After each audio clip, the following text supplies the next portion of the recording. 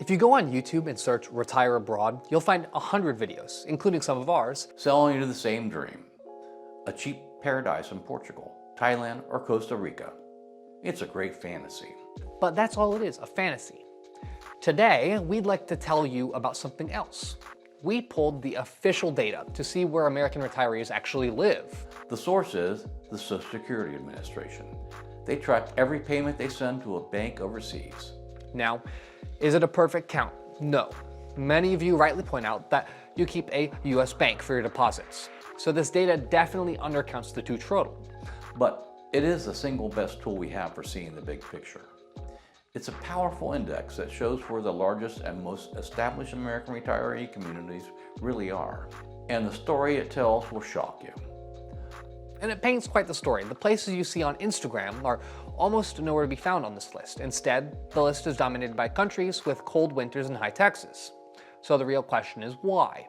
Why are tens of thousands of Americans choosing to retire in places like Japan or Poland? Today, we're debunking the myth. We're counting down the top 10 countries where U.S. retirees actually live and digging into the real story of why. Stick around, because number 2 is going to blow your mind.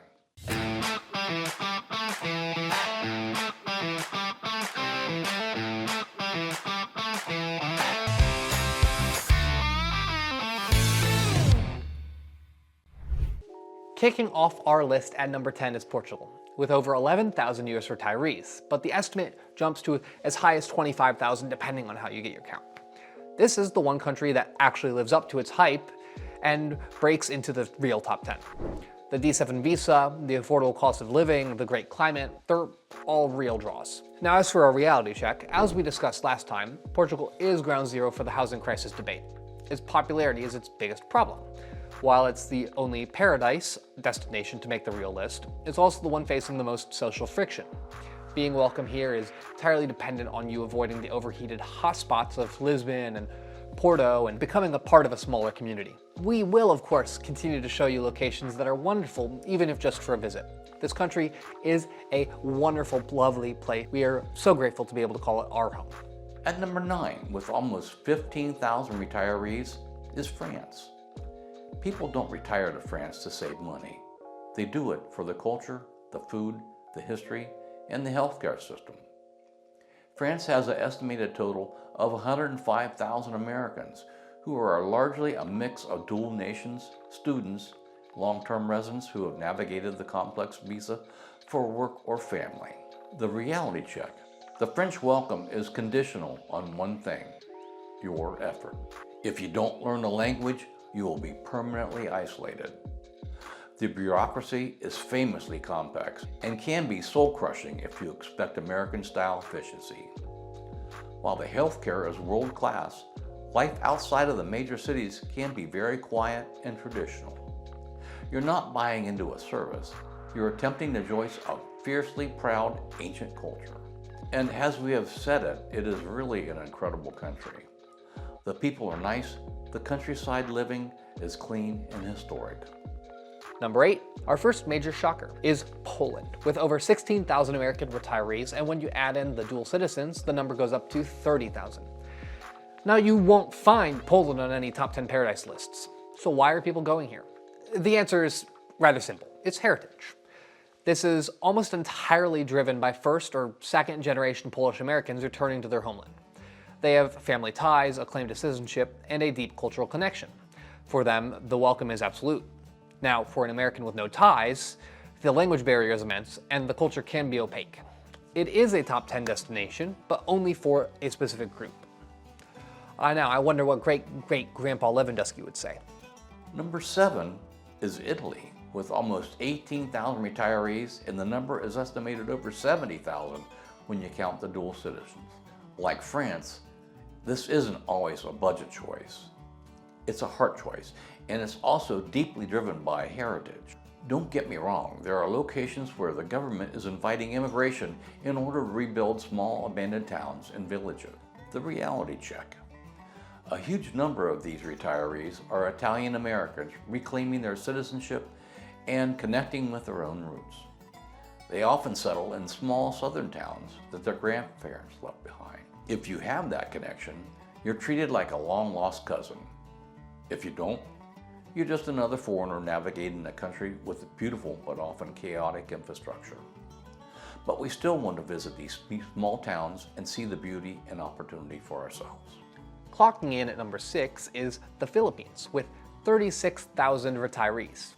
This is a huge jump up in numbers, and for a good reason. It's one of the most affordable and welcoming places on earth for an American. Overall, it's roughly 90,000 Americans reside here, a number comprised significantly of dual citizens of Filipino descent and established retirees on specific visas. As for a reality check, the welcome is deeply rooted in a long, complex history with the US, and English is an official language. This makes it for a very soft landing. The SSRV retirement visa is straightforward. However, this is a developing country. You have to be prepared for infrastructure challenges, from power outages to inconsistent internet, and quality of healthcare varies dramatically outside of Manila. It is paradise on a budget, but you have to have some patience and adaptability. Alright then, we're halfway through this list already. If this data surprises you, hit the like button, give us a subscribe, and tell me in the comments which country on this list, either from these 5 so far or the next 5, has shocked you the most. Okay, on to the top 5. Number 5 is the United Kingdom, with 41,000 retirees. The primary reason is simple: no language barrier. For many, it's the easiest international move that you can make. However, the estimate is 310,000 Americans call the UK home.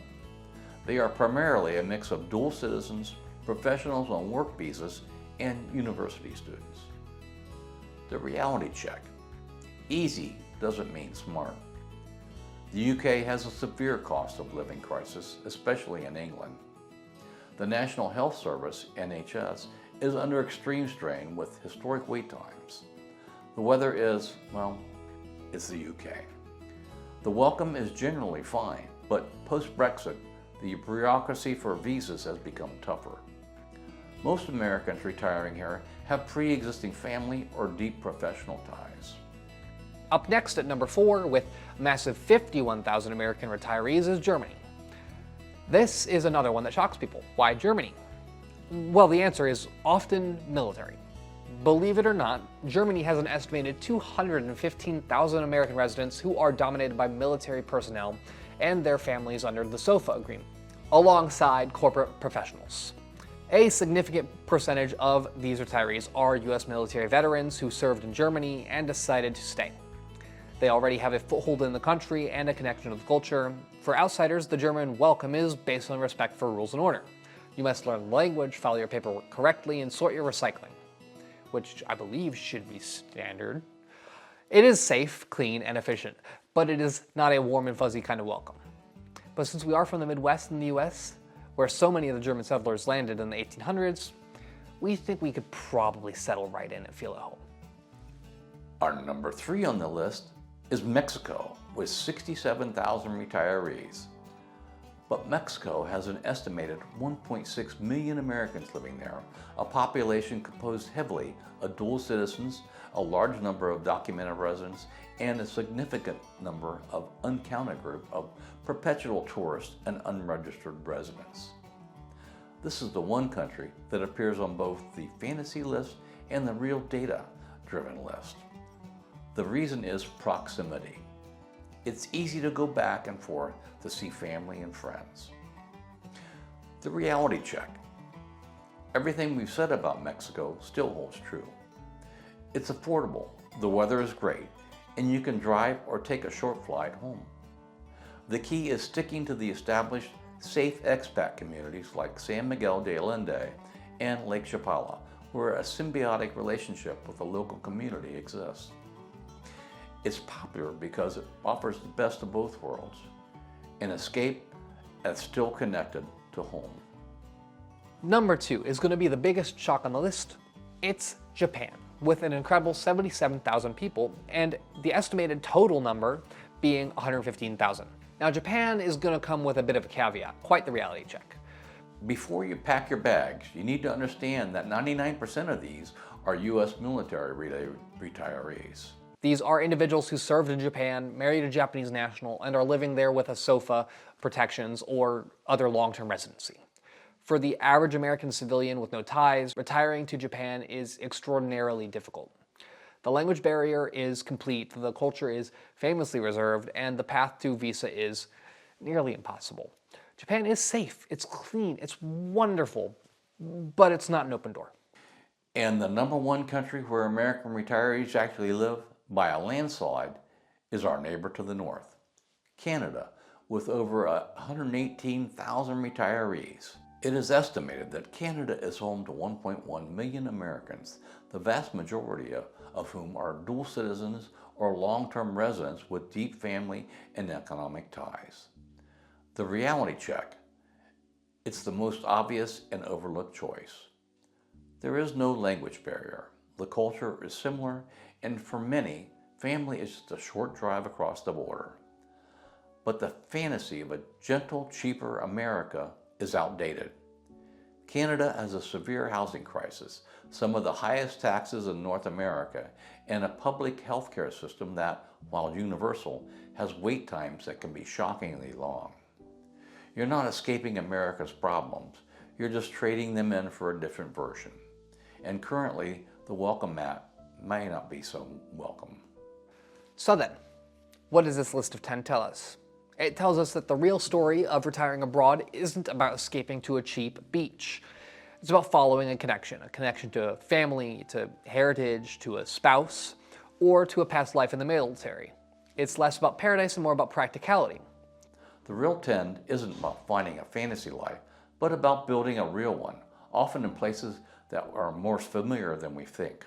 Thanks for watching. If this dose of reality was helpful, hit that subscribe button. We've got a lot more to cover. We'll see you then.